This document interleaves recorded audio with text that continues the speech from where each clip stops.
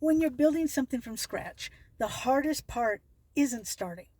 It's getting back up when you stop. Now, I've been away for about a month, and this video, me showing up today, is me getting back in the chute with you. Hi, everybody, I'm Shar, and today I want to talk about momentum. What kills it? What doubt does when it shows up in the quiet? And the one thing that brought me back here with you today. Because at some point, every outlier building something hits a wall. The motion stops, life gets in the way, and suddenly the question isn't, what's my next move? It becomes, does any of this really matter? That moment is not a sign you were wrong to start. That moment is the test. What you do when you get bucked off. Now, in rodeo, it's not a question of if, it's when. Because every rider hits the dirt.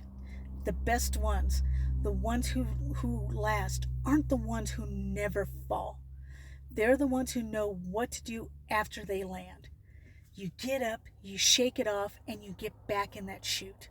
Not tomorrow, not when you feel ready, and not when the conditions are perfect. You just get back in the chute.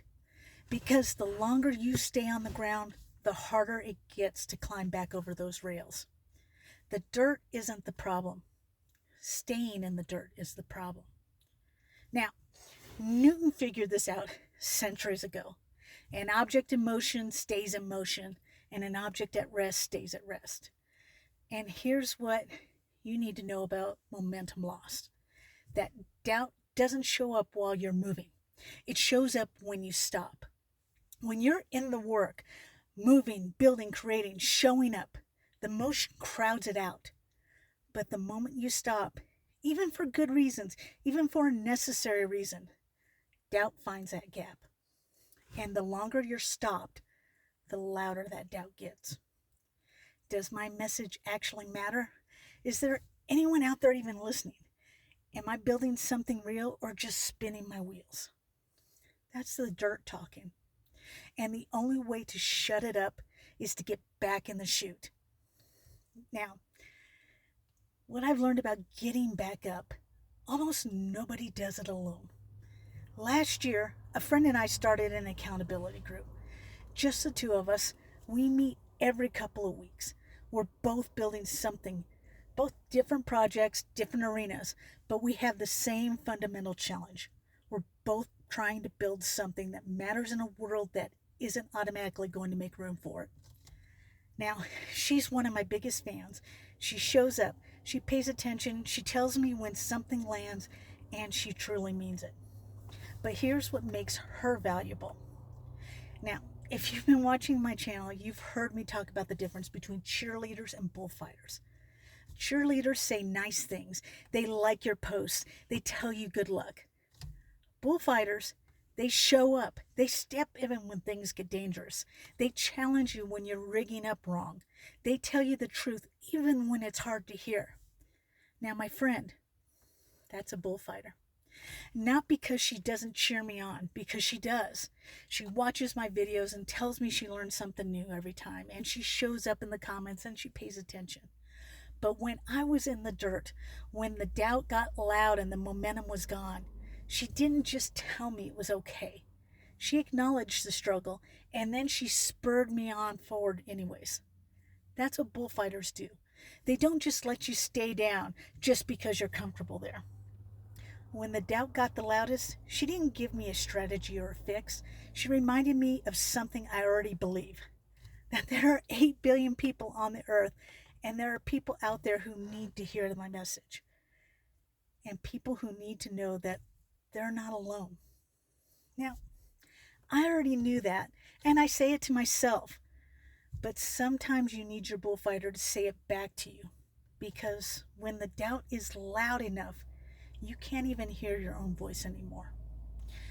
Now, here's what I need to say directly, because accountability without action is just keeping each other comfortable in the dirt. Getting back up is half the battle. The other half is actually getting back on that horse. Sympathy without expectations isn't accountability.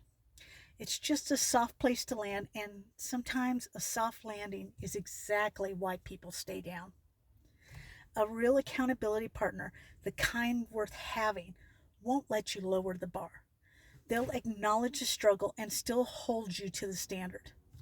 That's the difference between someone who supports you and someone who actually helps you grow. So, let me ask you, who is your bullfighter? Not the person who tells you what you want to hear, not the person who validates every decision without question, and not the person who lowers the bar every time you don't clear it. The person who sees what you're building, believes in it, refuses to let you quit on it, and expects you to do the work. Now, if you have that person in your life, you know exactly what I mean right now. Now, if you don't, that's the gap worth closing. You don't need another certification, strategy, or not another tool. The right person in your corner, one who holds you accountable and holds the standards, is worth more than all of that. But let me be clear, that person can't do it for you. They can remind you why you started. They can refuse to let you stay in that dirt. And they can say the thing you need to hear when the doubt is too loud. But you still have to get up. You still have to get back in that chute. You still have to put in that work. Because at the end of the day, the bull doesn't care how good your support system is. It only cares whether you get in and call that gate. So call your gate. Whatever you've been putting off, whatever project is stalled, whatever momentum stopped while life got in the way. Get up, get in the chute, and call that gate. The people who need to hear your message aren't going to find it while you're at rest. Again, there are 8 billion people on this earth. Some of them are waiting for exactly what you're building. Go build it. Thank you, everybody.